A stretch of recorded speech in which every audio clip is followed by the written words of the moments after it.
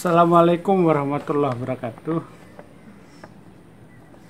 Sahabat-sahabat saya dimanapun Anda berada, saya ingin menceritakan tentang perjalanan saya ke Bandung menemui Mas Adi Wiratmo.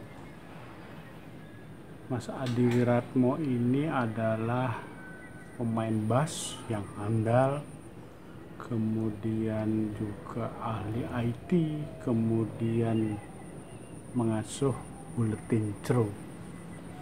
Nah, jadi perjalanan saya dimulai dari Jakarta sekitar pada saat itu hari Sabtu, sekitar jam 5 atau setengah 6 lah. Kemudian sampai di Bandung sekitar jam 8 atau setengah 9 gitu. Karena malam jadi saya tidak tahu arahnya kemana, yang penting ada di Bandung aja gitu. Kemudian saya ditemui oleh Mas Adi Wiratmo.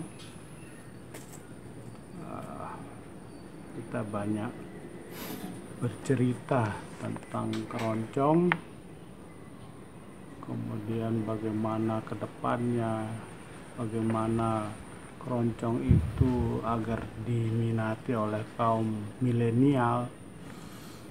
Jadi dari sekitar jam 9 sampai jam 12 kami berdiskusi di situ.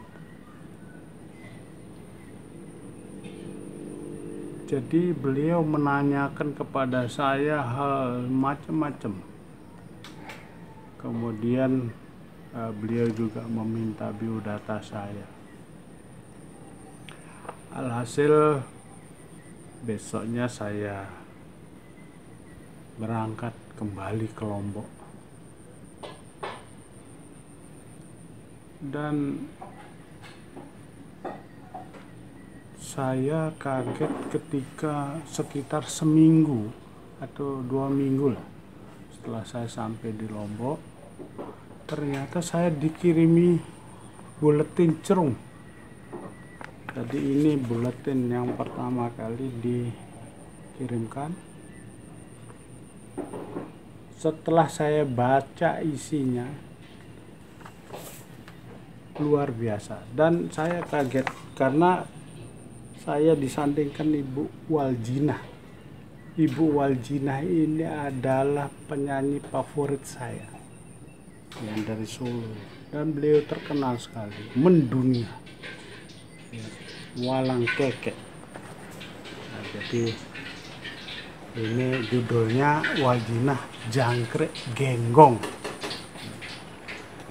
Kemudian setelah saya baca buletin cerung ini, ya ternyata di dalamnya ada mengenai saya isinya. Ya, dikatakan bahwa saya pendekar keroncong dari timur.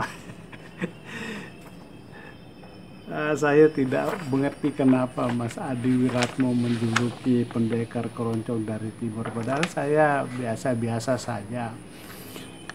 Jadi sebagai penggemar keroncong, ya saya juga tidak terlalu aktif lah di dalam keroncong ini. Jadi ya membina kaum milenial, ya. Tetapi sampai banting tulang ya enggak juga lah. Setelah saya baca tuh buletin ini, nah ini ada satu tulisan yang ditulis oleh Mas Widi Herianto. Anak-anak muda desa masa kini penggemar keroncong. Jadi setelah saya baca buletin ini, informatif betul. Saya ternyata tertinggal zaman, ya. Cerung ini sangat bermanfaat bagi ya penggemar keroncong dan non keroncong, karena kalau mau belajar keroncong itu ya ada di sini. Nah, juga ada tulisan Pak Nueng Ibrahim, ini dari Kalimantan Timur. Musik tingkilan dan keroncong sebagai warisan budaya Indonesia. Oh ya, saya pernah dikirimkan sama Mas Pato buku tentang tingkilan. Tingkilan itu semacam ya gitarnya orang Dayak lah, orang Kalimantan. Jadi ya nanti kita akan sekali-sekali mendengarkan itu musik tingkilan dan digabungkan dengan keroncong. Asik betul. Jadi ada beberapa majalah cerung yang saya terima. Yang pertama yang ini, kemudian ada juga ini ya, yang bertajuk Mbah Yuti, legenda flute dari Solo terkenal sampai Tokyo. Oh, bayangkan, orang-orang keroncong ini luar biasa mendunia. Jadi saya terkagum-kagum membaca buletin cerung ini. Kemudian Merenda Persaudaraan Seniman Keroncong Solo ya. Nah, ini ada, kalau saya baca ini lama jadinya ya, mencari format keroncong, pasar keroncong kota gede ada di sini, inovasi artistik berbasis kekayaan Nusantara ya. Nah, ini Merenda Persaudaraan Seniman Keroncong Solo, ini ditulis oleh Pak Wartono. Halo Pak Wartono. Nah, ini sahabat saya ya, Kang Mas saya. Jadi luar biasa Pak Wartono.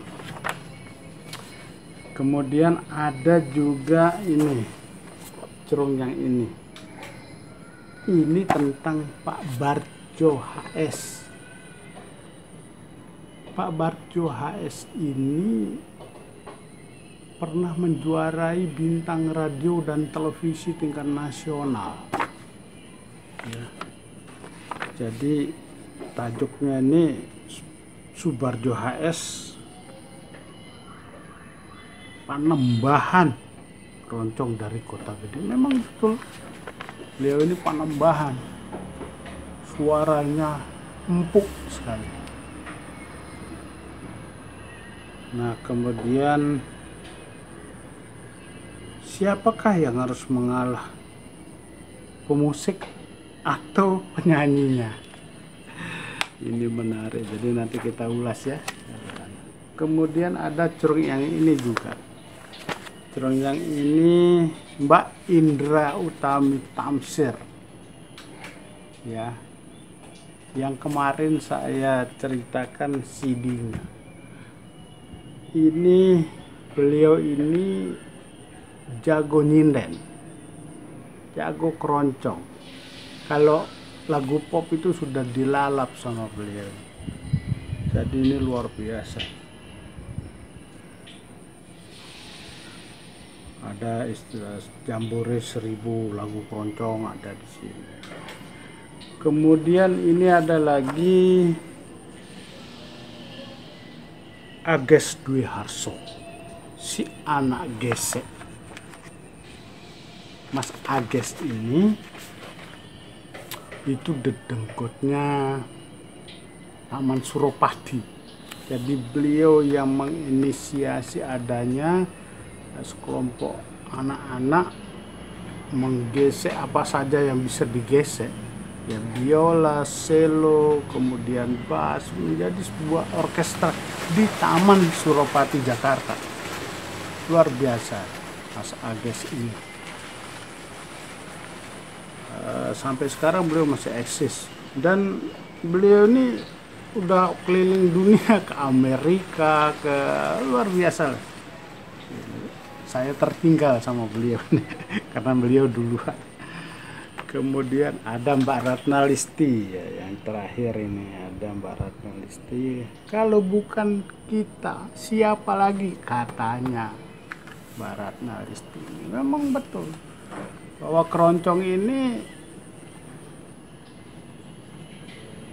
ya, ada sebagian orang mengatakan bahwa itu kan miliknya orang tua. Tetapi saya berpikir bahwa orang tua yang dulu itu waktu main keroncong ya masih muda. Jadi tidak ada untuk orang muda dan tidak ada orang tua. Saya ingin nanti suatu ketika ingin menceritakan bagaimana nikmatnya bermain keroncong. Nikmatnya menyanyikan lagu keroncong sama dengan lagu-lagu pop, dan keroncong bisa mengiringi lagu pop, lagu apa saja. Jadi sepanjang tidak, ya kan orang Jawa bilang biayaan gitu lagunya, ya masih bisa. Tapi kalau rock yang sangat apa kayak Metallica ya nggak bisa, karena lagu keroncong ini ada standar-standarnya. Saya pernah punya pengalaman ketika saya main band dulu, sambil saya berlatih keroncong. Nah, teman di band itu mengatakan bahwa ngapain sih kamu latihan keroncong, itu kan pemain-pemainnya sudah akhir. Loh, kenapa bilang begitu sih? Iya kan pemain-pemainnya sudah tua. Nah, itu yang membuat saya bersemangat untuk bagaimana menggeret anak muda ya, agar mereka mau bermain keroncong. Keroncong itu tidak sulit ya.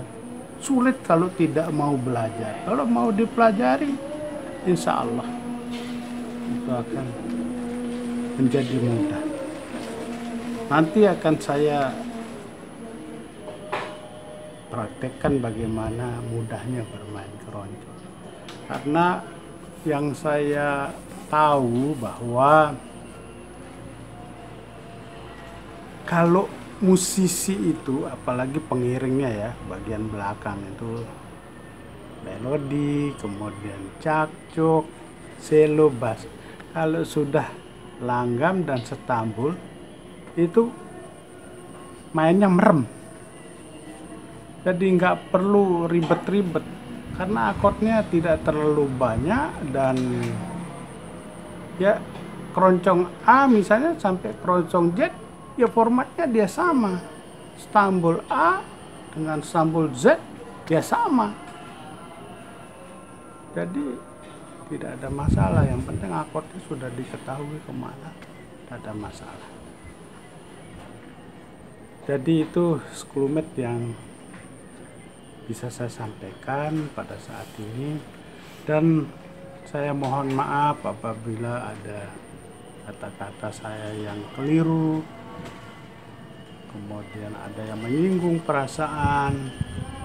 Saya sekali lagi mohon maaf, dan saya berdoa untuk teman-teman semuanya semoga selalu dalam keadaan sehat walafiat walaupun dalam kondisi ya, pandemi COVID sekarang ini.